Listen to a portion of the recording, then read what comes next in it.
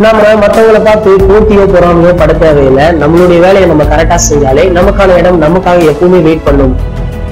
இப்போது இருக்கும் ஹீரோக்கள் தங்களுக்கு மட்டும் மாசான காட்சிகள் வேண்டும், மற்றவங்களை படத்துல கொஞ்சம் குறைத்தே காட்ட வேண்டும் அப்படின்னு சொல்லுவாங்க. ஆனா மற்றவங்களுக்கும் அதே அளவு காட்சியை கொடுக்க வேண்டும்.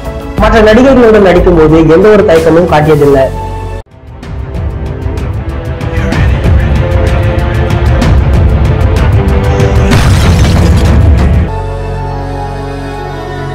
எவ்ரி வீக் இனிமே தலை போல வரும் ஷோவை நாங்க அப்லோட் பண்ணிடுவோம். Don't miss it.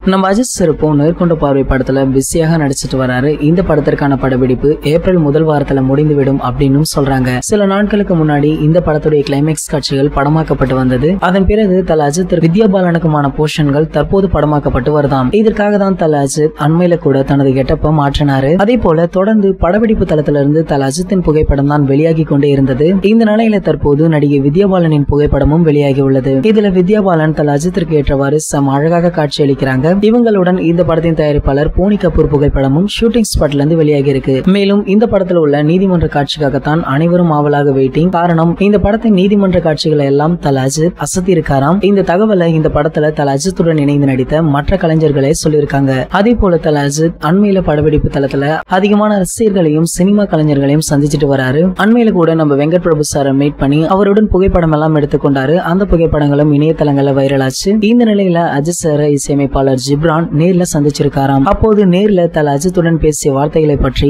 அவர் இணையதளத்துல பகிர்ந்துள்ளாரு. அவர் கூறியதாவது, அஜித் சாருடைய உண்மையான ரசிகன் எப்படி இருப்பாரோ அந்த மனநிலையில நான் இருக்கேன். அவரை பற்றி நிறைய விஷயங்கள் நான் கேள்விப்பட்டிருக்கேன். ஆனா அதை விட மேலானவராக அவர் இருக்காரு. பல விஷயங்கள் பேசினோம், நம்ம கட்டாயம் சேர்ந்து ஒர்க் பண்ணுவோம் அப்படின்னு அஜித் சார் ஜிப்ரானை பார்த்து சொல்லியிருக்காராம். இந்த ஒரு வார்த்தை மட்டும்தான் என்னோட காதுல இப்பவும் ஒழிச்சிட்டு இருக்கு அப்படின்னு ஜிப்ரான் தெரிவிச்சிருக்காரு. ஜிப்ரான் வினோத்தின் தீரநதிகாரம் 1 படத்தின் இசையமைப்பாளர் அப்படின்றதும் குறிப்பிடத்தக்கது. அந்த படத்துடைய பிரம்மாண்ட வெற்றிக்கு இசை முக்கிய காரணம் அப்படின்னு சொல்லலாம். அநேகமாக தல அஜித்தின் 60வது படத்துல இவர் இசையாக இருக்கக்கூடும் அப்படின்னு பேசப்பட்டு வருது. ஆனா தல அஜித்தின் 60வது படத்தை யார் இயக்குவது என்பது மட்டும் இது நாள் வரைக்கும் கேள்விக்குறியாக இருந்தது. ஆனால் கிட்டத்தட்ட இந்த படத்தை வினோத் தான் டைரக்ஷன் பண்ணுவாரு அப்படின்னு தெரியுது. இந்த தகவல் மட்டும்தான் ஓரளவுக்கு உறுதியாக இருக்கு. ஆனா மற்ற கலைஞர்கள் பற்றிய அறிவிப்பு வெளியாகல. அதே போல முன்பு வினோத் தல 60க்கான பட வேலைகளை துவங்கி விட்டதாகவும் சொன்னாங்க. அப்போது இந்த விஷயத்தை பெருசாக யாரும் எடுத்துக்கொள்ளல. ஆனா தற்போது இது உண்மை அப்படின்றது போலதான் தெரியுது. இந்த படத்துடைய முறையான அறிவிப்பு இந்த மாத இறுதியில கண்டிப்பாக வெளிவரும் என எதிர்பார்க்கப்படுது. இந்த படத்துக்கு வினோத்தின் தீரநதிகாரம் 1 படத்திற்கு இசையமைத்த ஜிப்ரான் இசையமைத்தா நன்றாக இருக்கு, இல்ல வேறு எந்த இசையமைப்பாளர் தல 60 படத்திற்கு சூட் ஆவாங்க அப்படின்றத கீழே உள்ள கமெண்ட் செக்ஷன்ல கமெண்ட் பண்ணிடுங்க. இந்த வீடியோ பிடிச்சிருந்தா லைக் பண்ணுங்க, ஷேர் பண்ணுங்க. இது போன்ற பல சினிமா செய்திகளுக்கு நம்ம சேனலை சப்ஸ்கிரைப் பண்ணுங்க. மேலும் அப்டேட்டை மிஸ் பண்ணாம பார்க்க பக்கத்துல உள்ள பெல் ஐகானை கிளிக் பண்ணுங்க.